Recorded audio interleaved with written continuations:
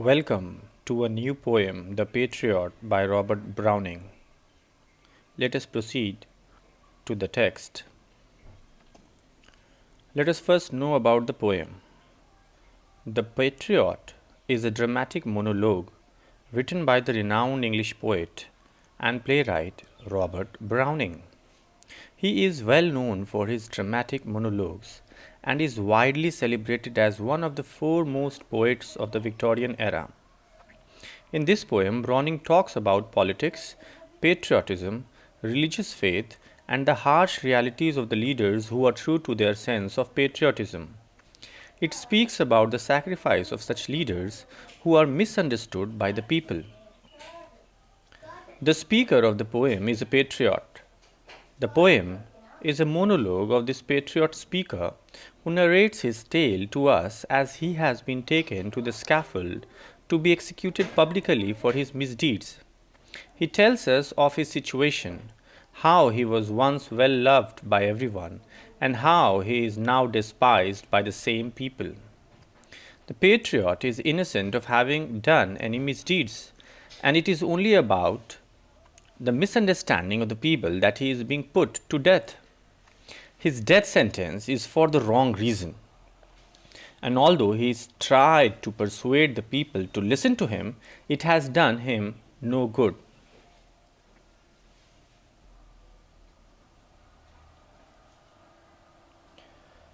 The Patriot is a harsh critique on public sentiment and morality. It stresses on the point that not all decisions made or supported by the people are the right decisions. This is the crux of the poem, or even in their own interest. The poem has a sense of universality to it, as the history has witnessed the rise and fall of many such patriots throughout its course, a grim reminder that life is uncertain.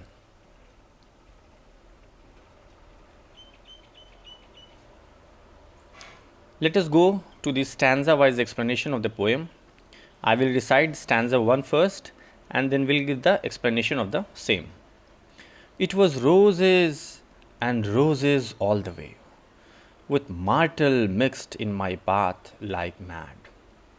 The house roofs seemed to heave and sway, the church spires flamed, such flags they had, a year ago on this very day. The poem starts with the patriot describing an event, a grand public welcome, that took place a year ago, on that very same day. He is reminiscing the past and he builds a picture for us as he remembers that day. His walking path was covered with lots and lots of rose petals. With myrtle mixed in them, the path was festooned with these flowers for him. People standing on the roof of their houses cheered for him as he passed by. They were overjoyed to see him. The spires of the church pointed, tapering roofs. We generally see an old cathedral and similar buildings were covered with flaming flags that the people had put up for a celebration. People were overwhelmingly delighted to greet their hero and were enthusiastic to see him as he passed by. It is only logical to assume that this grand celebration must be a result of some achievement on the speaker's part. Perhaps it was a victory in war or the assemblage for fighting one. We are just making speculation about him. It can be assumed, we are assuming at this point in the poem, that it concerned the common people highly and they were happy on the occasion. This is very important. Right? He is seen as a public hero in this stanza. Second stanza. The air broke into a mist with bells. The old walls rocked with the crowd and cries. Had I said, good folk, mere noise repels, but give me your son from yonder skies. They had answered, and afterward, what else? In the second stanza of the poem, the speaker continues narrating the old story from the same day a year ago. He describes the event to the readers. People were rejoicing by ringing bells, and the entire atmosphere was thick with its noise. This is very important. They were standing on some kind of old structure and cheering for the Patriot with their cries rocking the wall.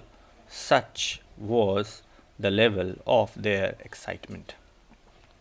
Now the Patriot says, had he asked the public for anything, even the dearest thing on which their substance depends, they would have readily given it to him. Such great was his image. They would then ask him what else he wanted. We can see the exuberance of the people at the sight of the one. Check out this one, exuberance of the people at the sight. The poet is trying to establish the kind of popularity the speaker had through this stanza.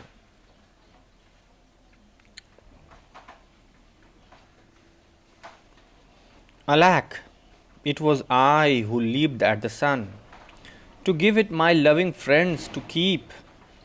Not man could do have I left undone. And you see my harvest, what I reap? This very day, now a year is run. The third stanza of the poem is the speaker's discourse on what all he did for his country. This is very important.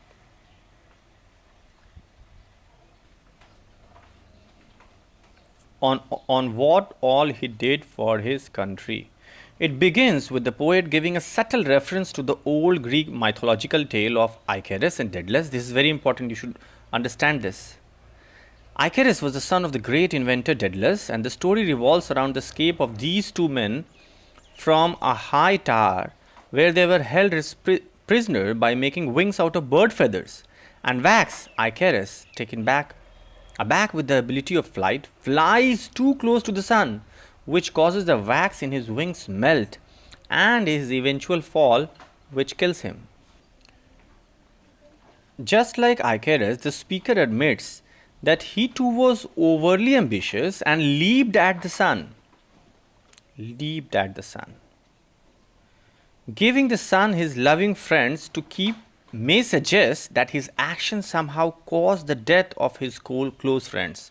Here again, we can hypothesize that the Patriot is talking about some battle that claimed the lives of his dear ones. He did everything a man could have done to make things right. Despite this, he is facing his undeserved end. He calls to attention the miserable state he is in. The term harvest and reap are closely seen as a common metaphor for karma, and the poet uses this to convey what he is facing and now, what he truly deserves. He says that it has been a year since that day. Here the poet ends the speaker's flashback. There is nobody on the housetop now. Stanza 4. Just a palsied few at the window set. For the best of the sight is all alow at the shambles gate, or better yet, by the scaffold's very foot, I trow. The speaker returns to the present and talks about what he sees. He describes the present setting in a way, contrasts it with the one on the same day a year ago. Now he has been convicted and he is being led to the gallows to be put to death. This is very important. As opposed to the setting in the first stanza, now the place is all empty. Now there is nobody on the rooftops cheering him. This is in contrast to what we had seen in the first stanza. Only old men who are taken down by a palsy. Palsy is a disease, and was unable to cross the threshold of their house are watching the Patriot as he marches towards his death. The reason why no one is there to see the speaker is because people have gathered at the Shambles gate, the gate of the gallows. Gallows is the hanging, to see him die. The people want to be where the action is. The speaker further makes the heart-touching comment that the best sight is at the gate of the slaughterhouse. This is told by the speaker, or at the very foot of the scaffold.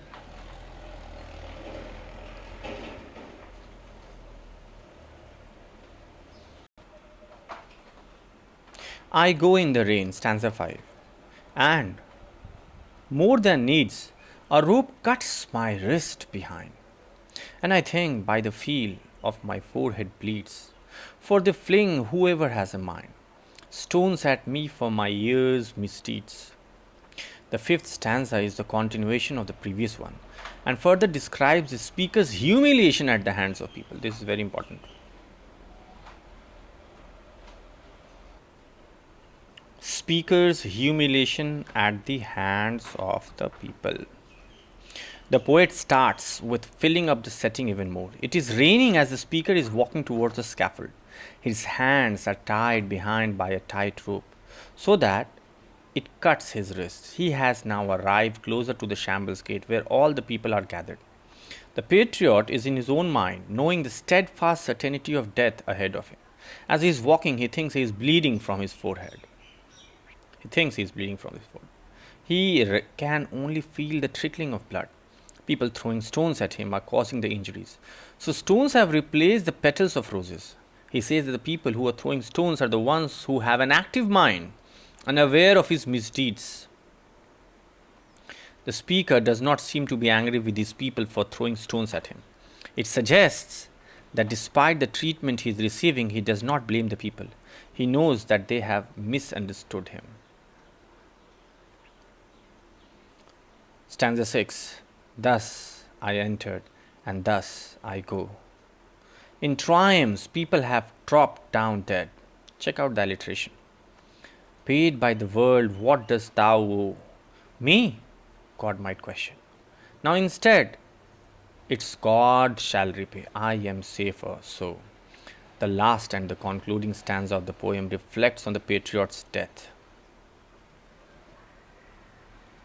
It is full of philosophical and religious ideas. Thus I entered and thus I go, his entry and exit from life. And people's mind in the presence of so many others sums up the speaker's life well. He says that in his triumphs, people have dropped him down dead. This suggests that he looks at his predicament as a triumph. This is very important. He thinks that his misery at the end is his moral victory. He believes that he stood by the right things and thus considers himself victorious in defeat. The final 3 lines of the stanza deals with the ideas of the speaker. This and this. Yet again, we see Browning's stout religious belief. Stout means strong. He believes that the God might say, your sins were already washed away when you died. The people saw to it. They punished you. What now do you expect from me? You're now free of all corruption. Thus, the patriot thinks that the punishment he got in the mortal world has purged him. Purged him means given him purgation. Purgation of the soul. And that he hopes to go to heaven instead of hell. He feels safer knowing that the God knows he stood for what he thought was right, and thus he will be safe under him. As a conclusive note, we must remember that it is not possible to establish the gullibility or innocence of the patriot in the poem. Establish the gullibility or innocence of the patriot in the poem. On one hand, we see the speaker himself admitting that he did some misdeeds, whilst on the other hand, we see him as a patriot who is mistaken. This is the contrast. At least the title suggests that. It might be so that he is guilty of something he did which he thought was right. It might even be so that he is truly innocent and is simply put to death because the people wish so.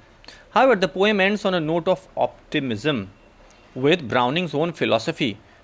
God's in his heaven and all's right within the world. The patriot believes that it is God who will reward him according to his true merit. Thank you very much. I hope this was meaningful to you.